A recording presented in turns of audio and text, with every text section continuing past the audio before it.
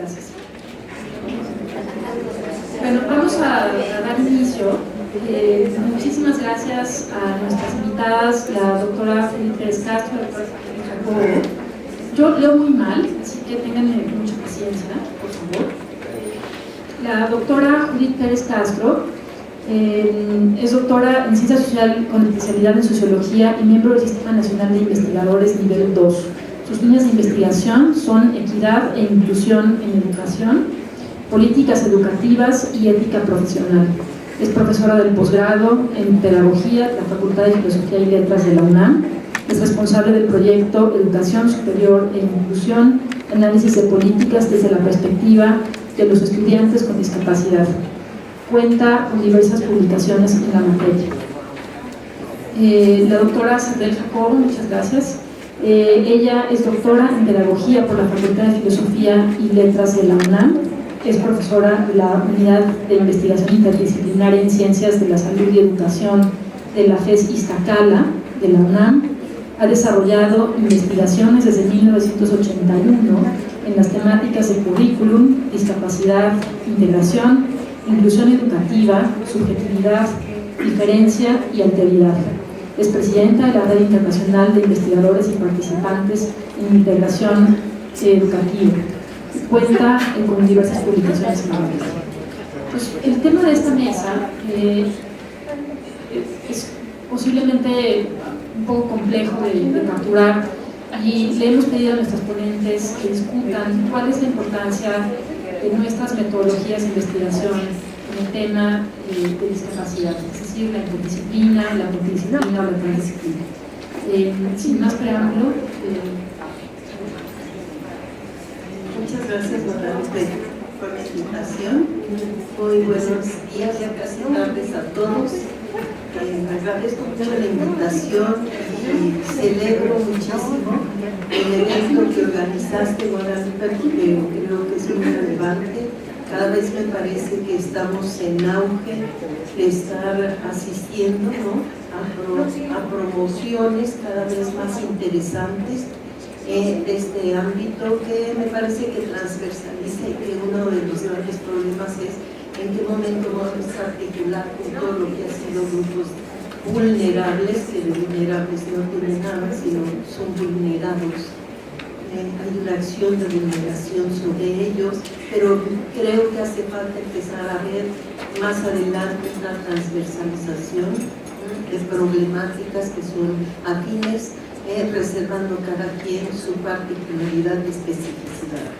Desde la FES Iztacala he venido intentando trabajar, y sí saben que en el ámbito de la investigación casi siempre he estado yo muy interesada en que nuestra tarea siempre ha sido un poco cuestionar, interrogar los conocimientos con los que nos estamos manejando.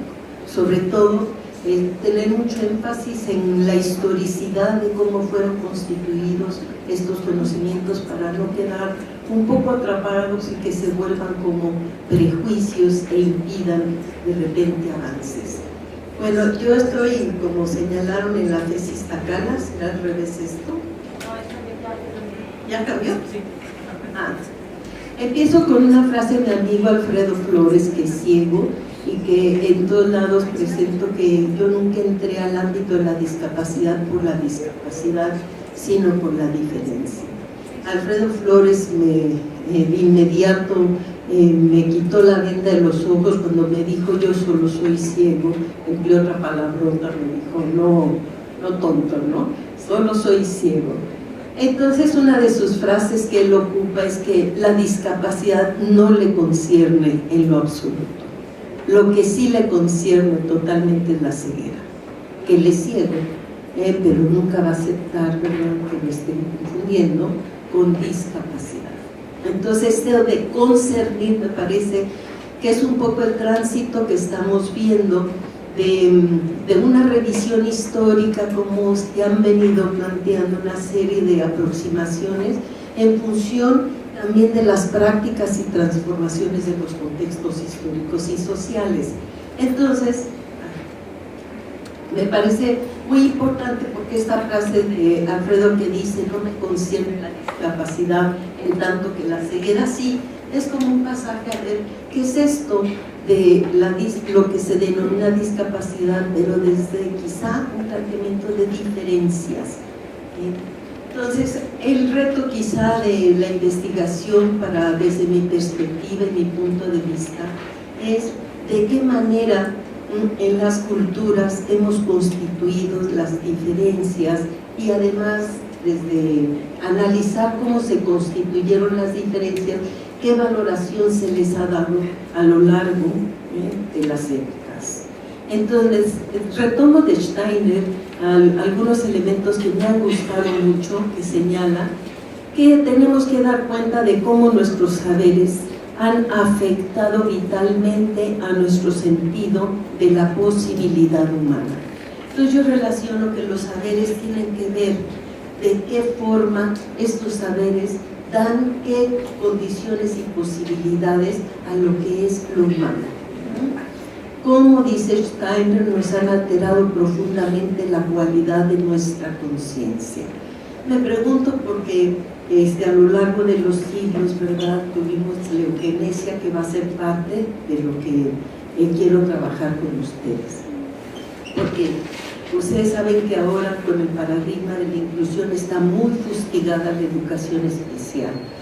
La responsabilizan de ser la causa de la discriminación y de la exclusión, y sin embargo un asomo cuidadoso a la historia. Creo que en México tenemos a Cristian Julián, un historiador muy, digamos, importante y relevante, que da cuenta de cómo se gestaron. Entonces, cuando uno se va a la historia y ve la gestión y cómo se fueron fundando instituciones alrededor de la época de la Revolución Francesa, va a ver uno que los fundadores, que les denominaron los padres del ámbito de la educación especial, fueron Lepé, Aull, Itard, Seguin, Pinel.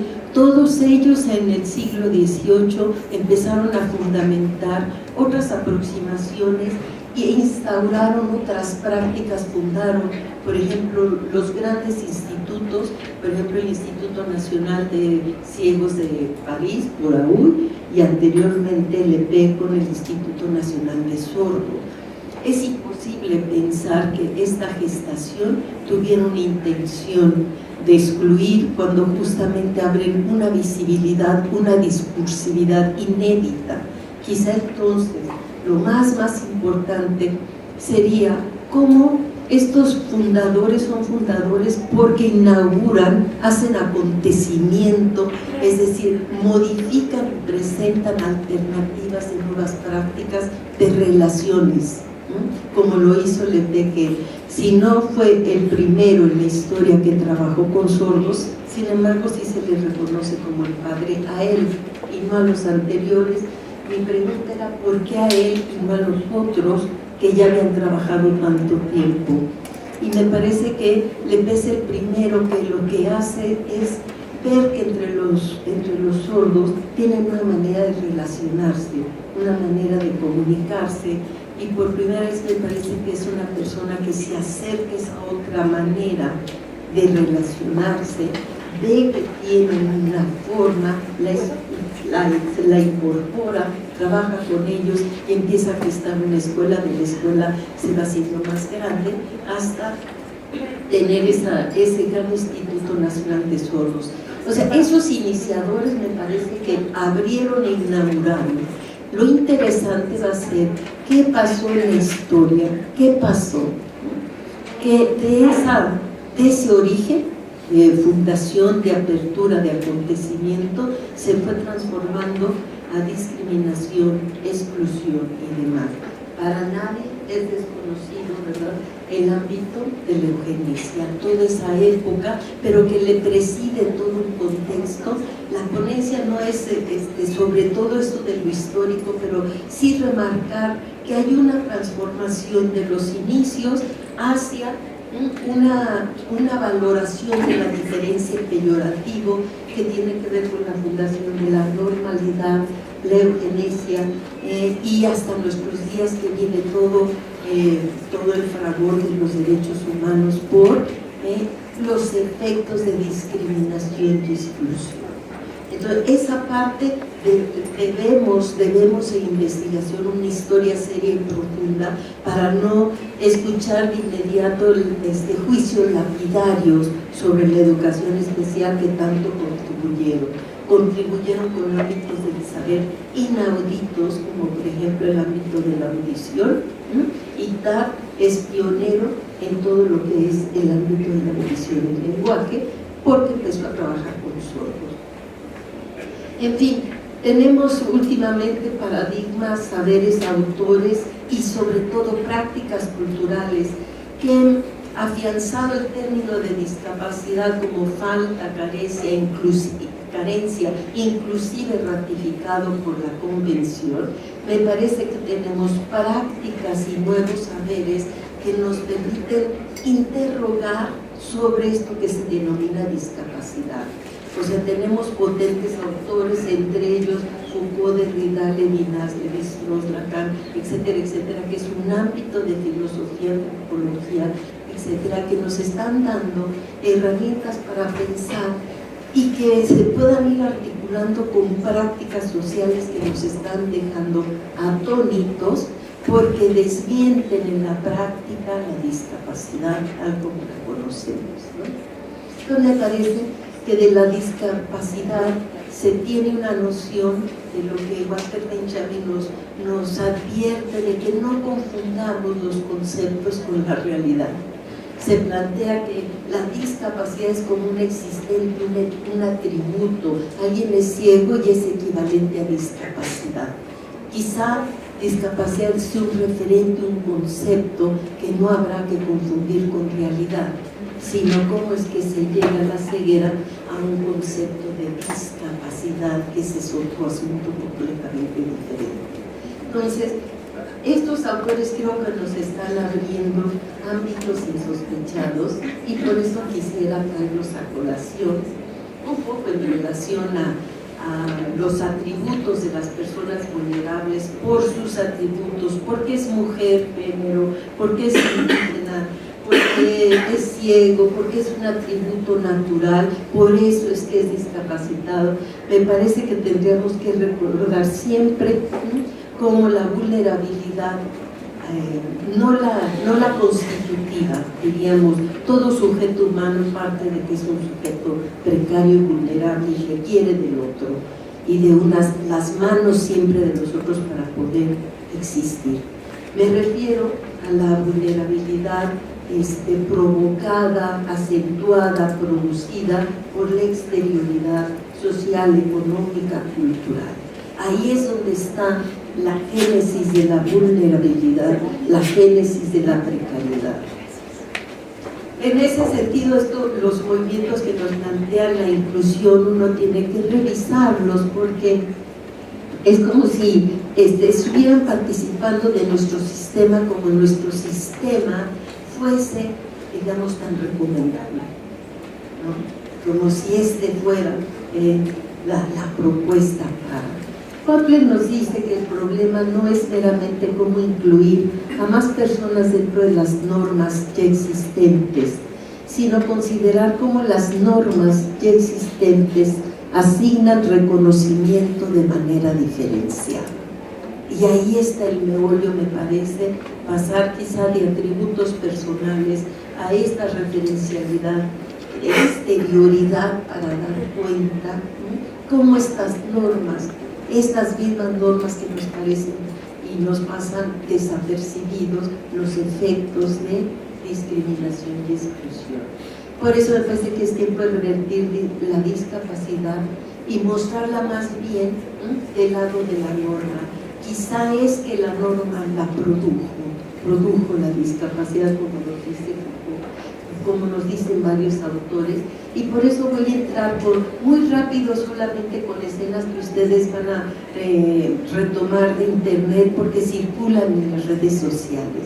Les hablé de saberes que nos están invitando a cuestionar la existencia y cómo entender la existencia del hombre, cómo entender su subjetividad, cómo entender la vida que un hombre, la vida vivible de un ser humano, y qué hace que haya vidas que pueden ser no vivibles, de qué dependen, ¿no? Entonces, sobre las prácticas culturales, que son una cuestión impresionante, voy a hablar un poquito, porque estas prácticas están aquí, diríamos, subvirtiendo el fonocentrismo, el oculocentrismo, el homocentrismo y el cuerpo idealizado.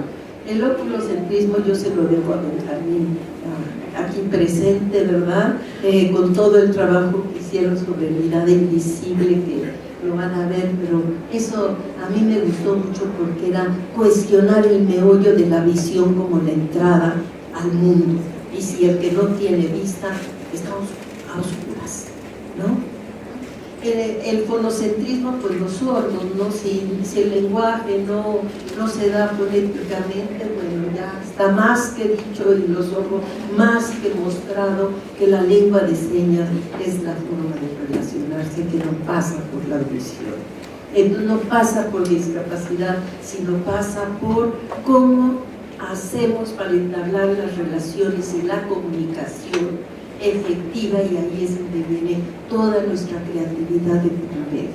Logocentrismo, pues la razón, ¿verdad?, como centro del sujeto, y el que no piensa y el que no simboliza, tal como las teorías nos dijeron. Bueno, tenemos la discapacidad y no se diga el cuerpo idealizado.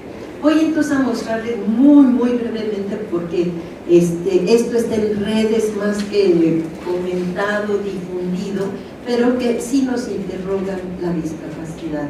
Si Isabella Springmull es la exitosa diseñadora y tiene síndrome de Down, no es un atentado, su práctica, su diseño, su manera de aproximarse y crear, no es un atentado a la noción de discapacidad intelectual. Ahí hay una potencia, ahí hay una creatividad, ahí hay, ¿verdad?, una serie de elaboraciones que ameritan detenernos y decir, bueno, nos están por lo menos invitando a pensar otras cosas. Ahí están sus creaciones, los desfiles que tiene, la moda de los niños con síndrome Down, ¿verdad?, que son modelos y que los encuentra uno constantemente. Hay varios de ellos. Para aquí los mexicanos y para los extranjeros tenemos quizá el orgullo de la Escuela Mexicana de Arte Down, que son chicos denominados con discapacidad intelectual, pero cuya obra está internacionalmente en los ámbitos pues reconocidos, los ámbitos artísticos.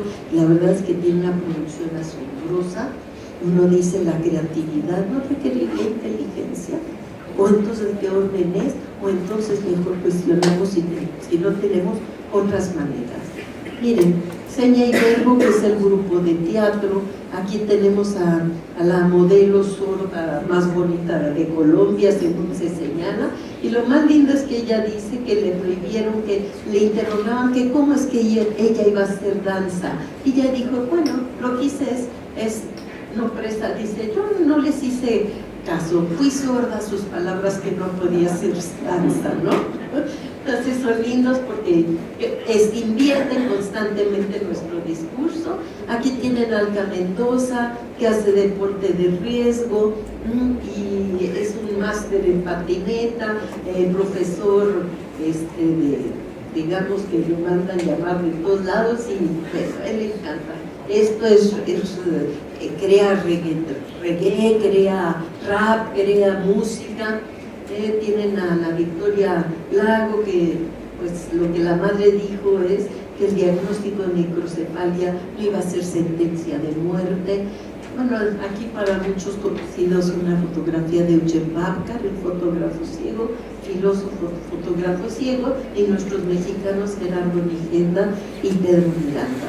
Les di muy rápido esto porque tengo ya 3 minutos casi para plantear cómo estas prácticas, junto con saberes, con discursos, con libros, con ideas, con retos que nos lanzan algunos autores, es apasionante ver que toda la discapacidad puede estar siendo cuestionada gracias a toda la aproximación que viene sobre piel, cuerpo, los sentidos, y justamente podría yo atraer a Derrida con los sentidos del sentido o de los sentidos. Es decir, los sentidos no son solo fisiología, sino que los sentidos se articulan siempre con registros simbólicos, con todo el mundo cultural significativo de la cultura, y se moldean, articulan, se hace plasticidad con ello. Entonces, no hemos entrado, por ejemplo, a ver todas las posibilidades que tenemos, por ejemplo, desde la ceguera, todo el ámbito de las posibilidades sensoriales, la plasticidad sensorial del tacto, de la piel, en la articulación de oído con piel. Ahí tenemos una serie de patrones, y estos autores, ¿verdad? No hay mucho tiempo para plantearles Mire, por ejemplo, lo que decía Theodor Reich desde 1935: atendamos a los sentidos porque obtenemos impresiones a través de los sentidos que como tales son sustraídos de nuestra conciencia. Si muchas cosas no están pasando ni por la conciencia, ni por el pensamiento, ni por el lenguaje, sino por códigos perceptuales que no dejan de tener significado y que hacen entramados que permiten imaginación, fantasía, y que no necesariamente pasan por la conciencia. No es de que yo esté absolutamente siempre consciente de ello, pero se están gestando toda una serie de articulaciones y posibilidades. Dice, hay una serie de sentidos que se volvieron ajenos a nuestra conciencia. Quizá esos sentidos trabajan más rápidos que los que no son familiares. Hay una eficacia de los sentidos desconocidos. Sí, hay un ámbito que nos viene de estudio de lo sensorial, lo sensual, pero es como una semántica de los sentidos, de cómo los sentidos que se estudian desde la fisiología, en el entrecruce con disciplinas, la antropología, la lingüística, vamos a poder elaborar lo que, por ejemplo, los neurólogos empiezan a hablar del tacto visual, que es una paradoja, ¿verdad? El tacto visual. Y sin embargo ya tenemos estudios en la neurología de tacto visual. Luego entonces esta aproximación de empezar a ver de qué manera tienen un cúmulo de posibilidades sensoriales que se van articulando con lo cognitivo. Tenemos compañeros en Hidalgo, por ejemplo, que trabajan lengua de señas, y que yo espero que muy pronto demuestren y que exijamos que la lengua de señas sea una lengua obligatoria en la escuela básica, no solo por la cuestión de la inclusión, sino por las posibilidades inauditas que tiene la lengua de señas. Hemos estado viendo cómo inclusive es más fácil estudiar matemáticas con lengua de señas que a la manera como la tenemos. Y quizá porque tiene que ver mucho el involucramiento motriz y todas las conexiones de la mano, y cómo ellos muestran que la operatividad matemática pasa mucho con el ejercicio de lengua de señas, que va siendo una operatividad. Es una lógica completamente diferente a la lógica que mantenemos en el pensamiento y la abstracción, tal como lo tenemos. Es una sola muestra, ¿verdad?, muy breve, de cómo viene el tacto, si uno cree que es fisiología en la piel. Por ejemplo, las frases que resuenan: no hay tacto sin contacto. No solo eso, que si no hay contacto, la piel no desarrolla, no encarna, no desarrollamos nuestra piel, y cómo la semántica de la piel, la semántica del cuerpo, todas estas significaciones y articulaciones de relación. Por ejemplo, que uno piensa que la piel es del sujeto, y los autores Ancier, con el yo piel, puede decir: nuestra primera piel fue la piel de nuestra madre. En esta articulación de que no somos en el otro, y cómo somos extensiones con el otro, y cómo implica el estudio de lo relacional y el ámbito antropológico, filosófico, fisiológico, para inaugurar campos inéditos. Me parece que la discapacidad la vamos a ir cambiando, o el sentido hasta cambiarla completamente de su significado, y nos vamos a ir asombrando cada vez más de las diferencias. En cambio, en la discapacidad, creo yo que los saberes han abundado, han colaborado, han enriquecido, y me parece que estamos en tiempos de estar fundando el ámbito de las diferencias, ¿no? Como ámbitos de expansión del conocimiento, y verlos desde sus posibilidades, que ahora las están estudiando neurológicamente y desde otros ámbitos que nos tenemos que sumar un centro de investigación profundo, de ver todas las articulaciones, patrones que tienen y todo lo que nos pueden brindar. Gracias.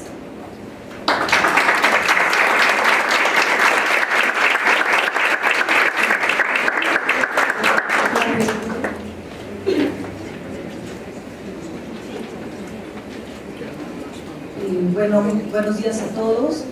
Agradezco también la invitación de Guadalupe Barrena para estar en este evento. Me parece muy importante que en las instituciones de educación superior se abran estos espacios, pero sobre todo que se consoliden cada vez más con el diálogo y el trabajo de todos. Mi presentación, un poco atendiendo a lo que Guadalupe y yo hablamos cuando me hizo la invitación, tiene que ver más pues, con mi historia, pues, con el desarrollo de las políticas públicas, y específicamente el desarrollo de las políticas educativas para el nivel superior, que es el ámbito que yo trabajo, ¿verdad? ¿Cómo es esto? El de abajo va a estar en la cara. Ah, ok. Pensé que Yo también.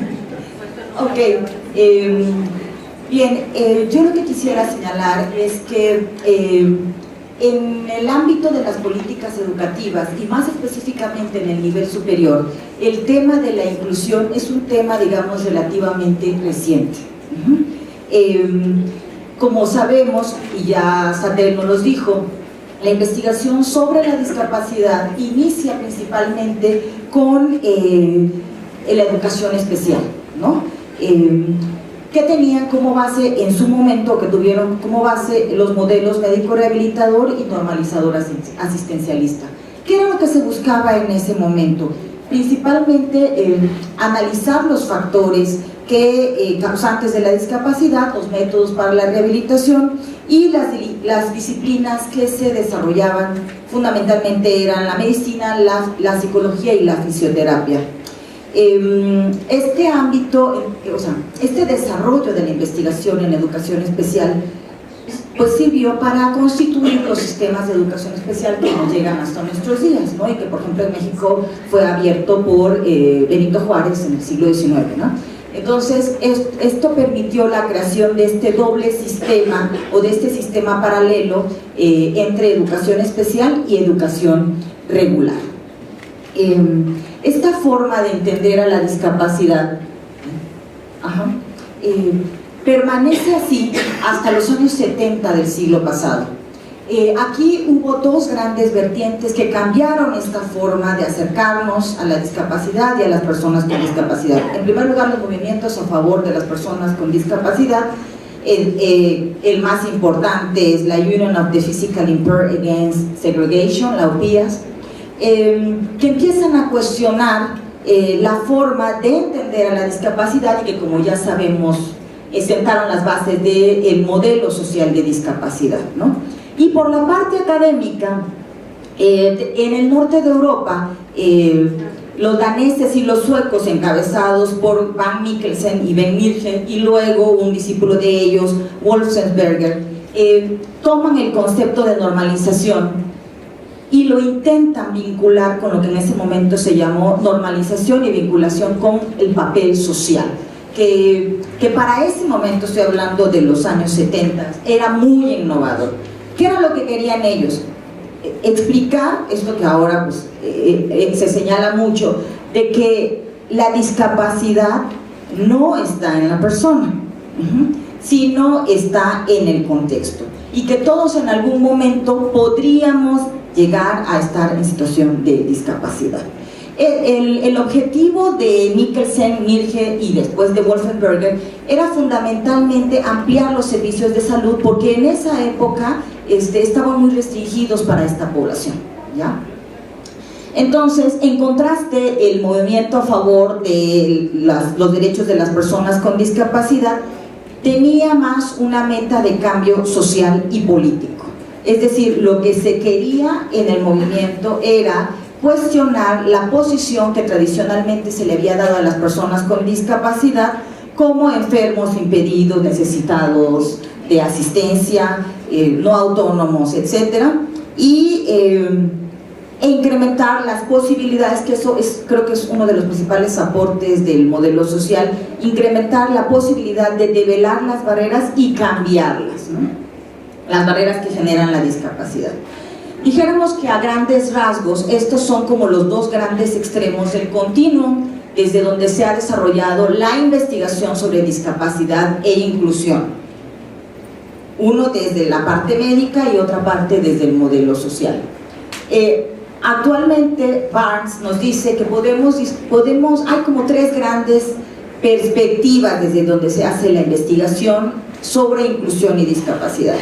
El enfoque inside out, que quiere decir de adentro hacia afuera, y que está vinculado al movimiento feminista, que tiene la idea de que todo lo personal es político y que solo una experiencia directa de discapacidad nos habilita para hablar sobre la discapacidad. En su versión más extrema, este enfoque sostiene que aquellos que no tengan una experiencia directa no tienen derecho a hablar sobre el tema de la discapacidad. Entonces nos dice Barnes, esta forma de hacer investigación ha tenido muchas limitaciones. En primer lugar, porque ha establecido una exclusividad para diferenciar entre los que tienen o no la legitimidad de hablar sobre el tema.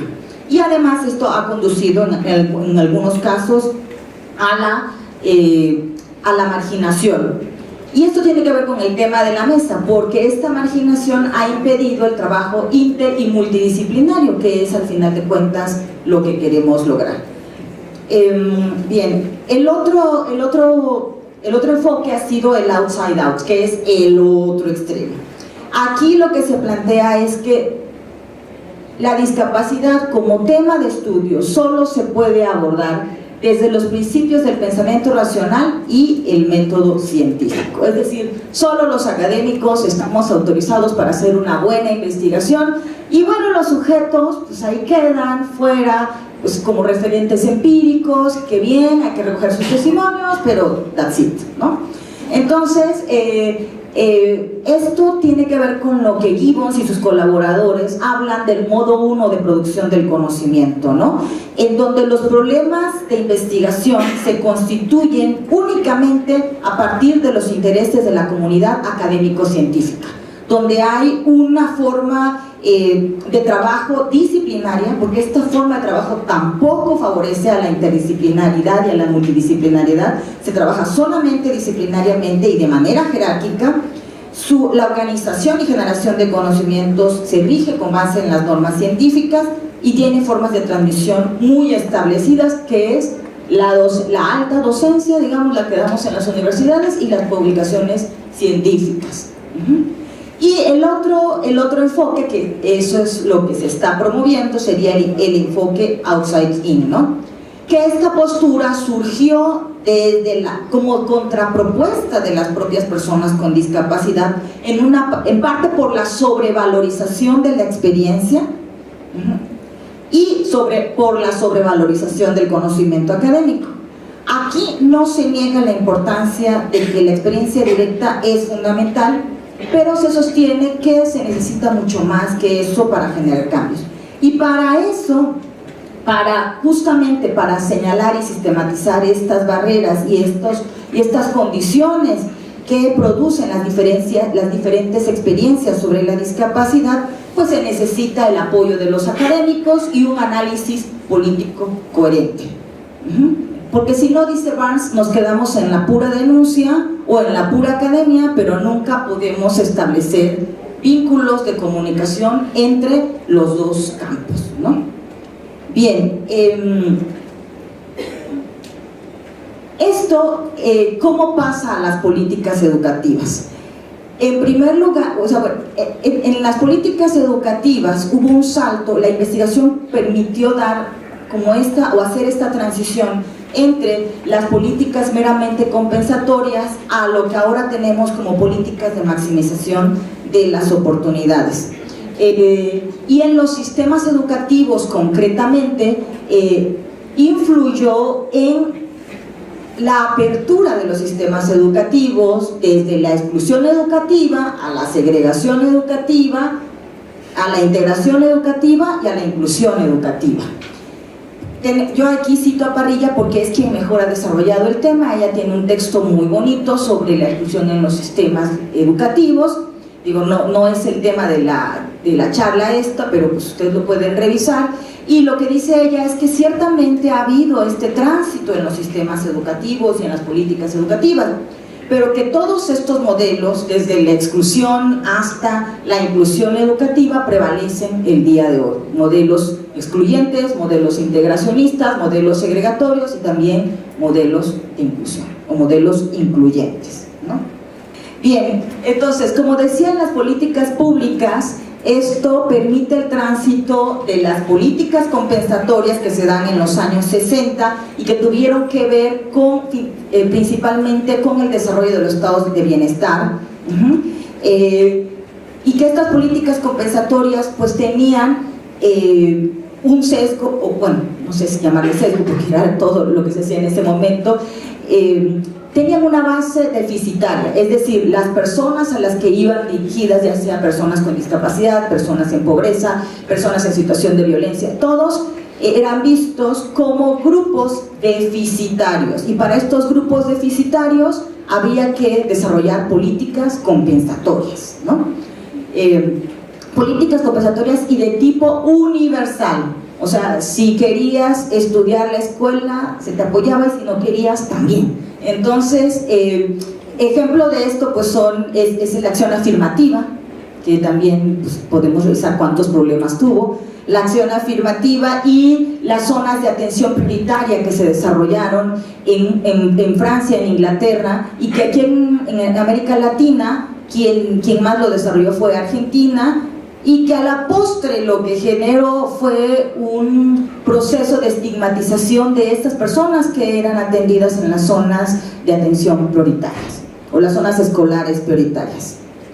Bueno, estas políticas compensatorias con enfoque deficitario duraron poco tiempo. ¿Por qué? Porque los países cayeron en crisis, especialmente América Latina, ¿no? Entonces, en los años 80 cambia la perspectiva desde donde se hacían las políticas y se desarrollan estas políticas de lucha contra la exclusión. Aquí ya no se buscaba, porque en las políticas compensatorias el presupuesto básico de estas políticas era la igualdad. En las políticas de lucha contra la exclusión, el presupuesto es la equidad. No somos iguales y por lo tanto necesitamos establecer medidas diferenciadas para todos. Generar medidas iguales para desiguales es una injusticia social. Ese era el planteamiento en ese momento, ¿no? Entonces, a diferencia de las políticas compensatorias, aquí no se buscaba construir una sociedad igualitaria, sino construir condiciones equitativas para que las personas tuvieran garantizado el acceso a condiciones sociales básicas mínimas y que se sintieran incluidos en la sociedad. Bien, este enfoque todavía, de hecho los tres todavía se han extendido hasta la fecha, pero cambia a principios del siglo XXI con las políticas para la maximización de las oportunidades. Y esto tiene que ver también con el cambio del contrato social, como nos dice Dubé, de una sociedad basada en igualdad de posiciones a una sociedad basada en la igualdad de las oportunidades.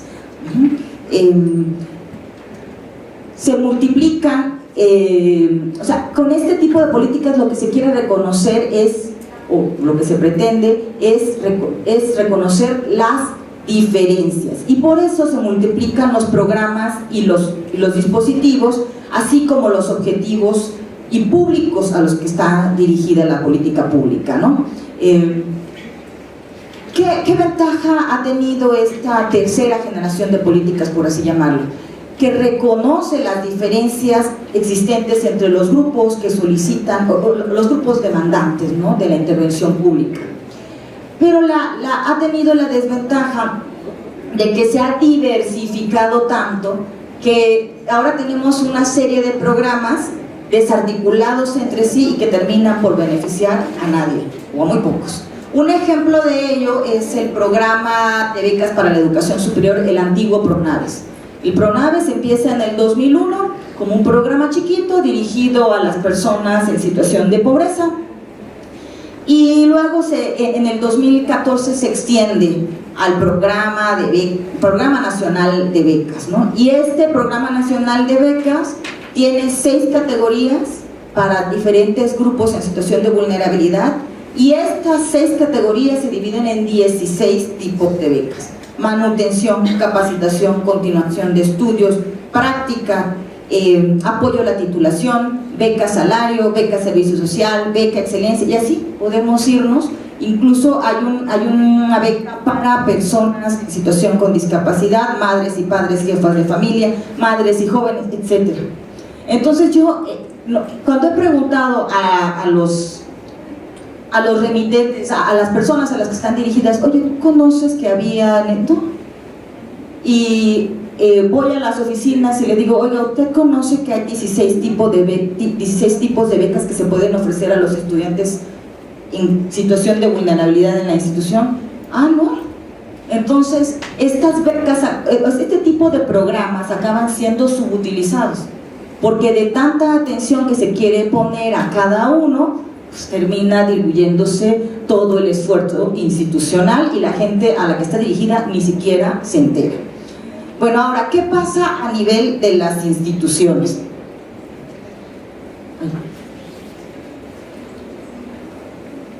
Bueno,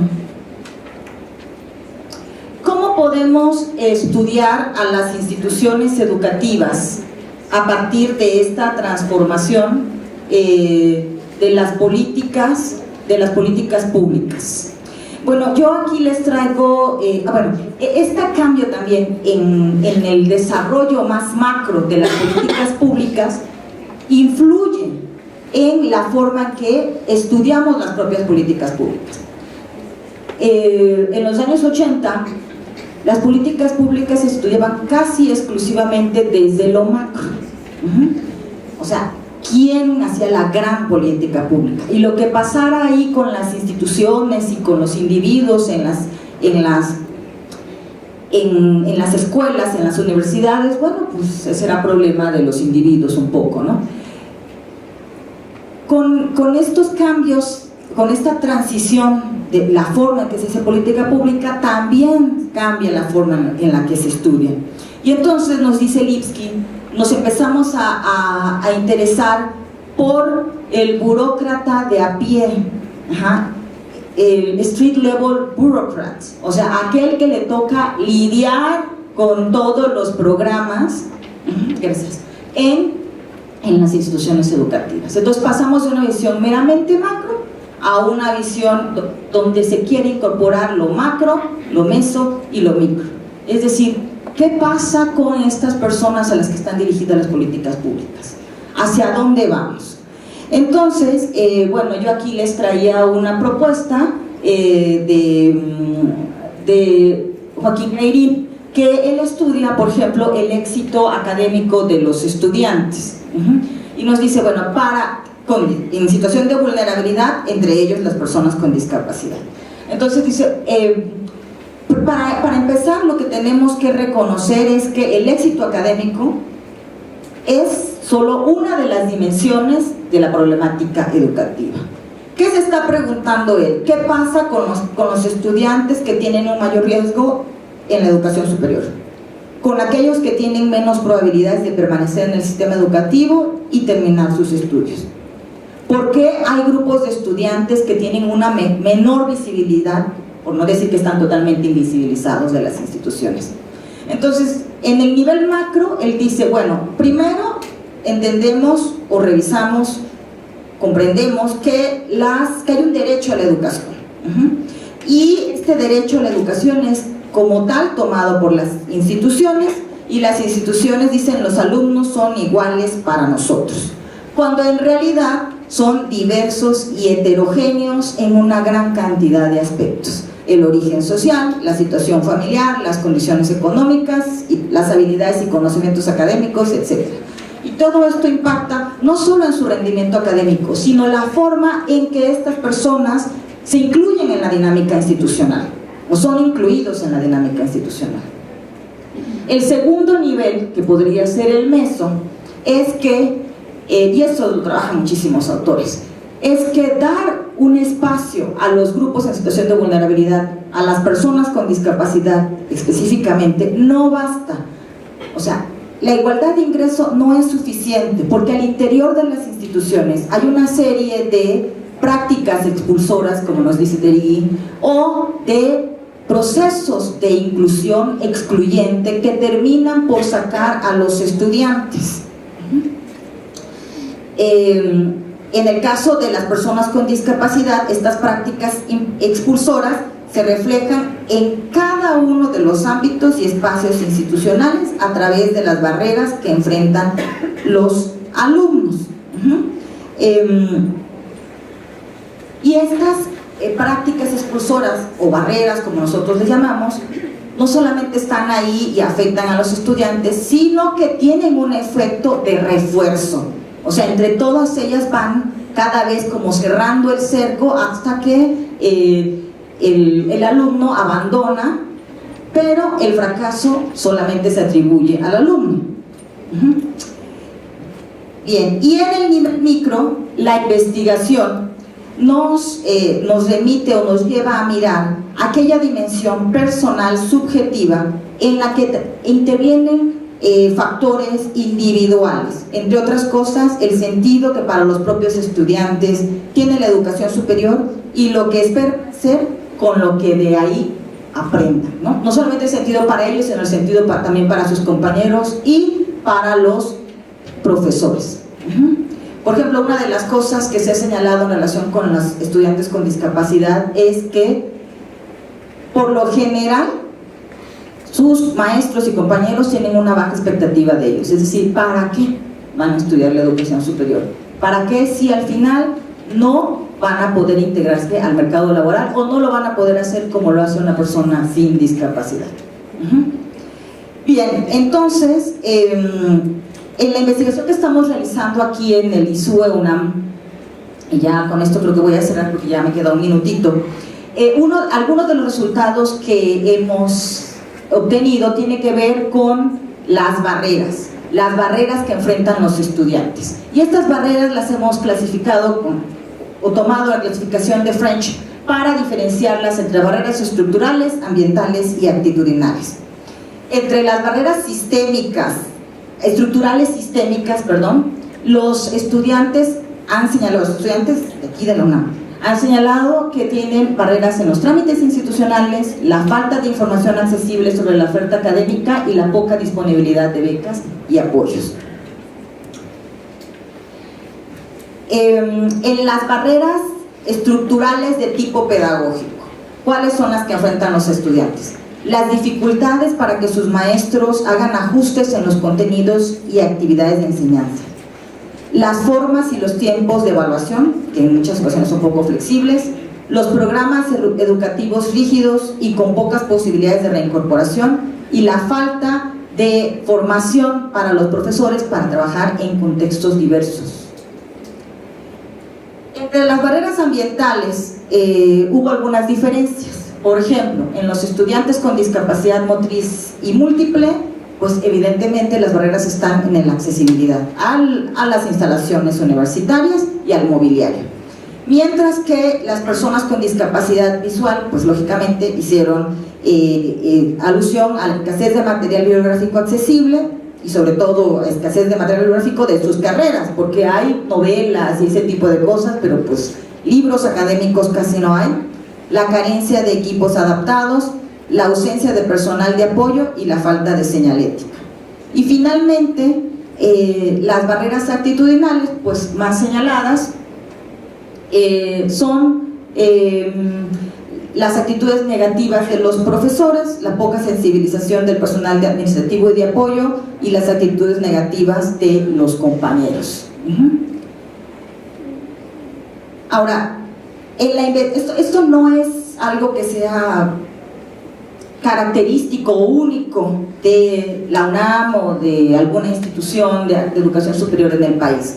De hecho, la investigación, lo que nos ha señalado es que, la investigación a nivel internacional, quiero decir, es que estas barreras son comunes a muchas instituciones, incluso de los países desarrollados. Ahí están los trabajos de Fuller, de Hopkins, de Moriña, que trabajan en países europeos y que ellos dicen que, bueno, todas estas barreras que nosotros encontramos aquí se repiten, o sea, las podemos ver replicadas en otros ámbitos. Tan es así, dicen, que esto determina la trayectoria académica de los estudiantes con discapacidad, tengan o no tengan habilidades académicas. Dice Ray, muchos estudiantes con discapacidad. Ray tiene un trabajo muy bonito sobre barreras en la educación superior. Dice, muchos estudiantes con discapacidad escogen el camino de la menor resistencia. Es decir, me voy a meter a la carrera donde me pongan menos peros. Voy a escoger las materias en donde haya maestros más flexibles. O sea, en lugar de estudiar lo que ellos quieren, como cualquiera de nosotros, o sea, es luchar todo el tiempo contra la resistencia. Y dice, y esto no solamente tiene implicaciones para la trayectoria académica de los estudiantes, sino para su autoconcepto, la visión que tienen de ellos mismos. Porque evidentemente están luchando diariamente con entrar a la universidad, permanecer, salir, etcétera, etcétera, pues cansa a la gente, ¿no? Y además, específicamente sobre las carreras actitudinales, lo que se ha visto es que, por ejemplo, en la investigación, solo se ha hecho énfasis en las barreras actitudinales de los profesores, pero que hay unas formas de relación y de violencia entre los estudiantes muy alta. Y esto tiene que ver con lo que nos decía Sardel, con estas ideas que nosotros tenemos sobre la discapacidad, y que, como señala Nussbaum, nos remite a un modelo de persona único, autónomo, autosuficiente para el resto de su vida. Y entonces nos dice Eliasidou, esta es una gran omisión, esto es algo que casi no hemos estudiado en la inclusión de personas con discapacidad en la educación superior.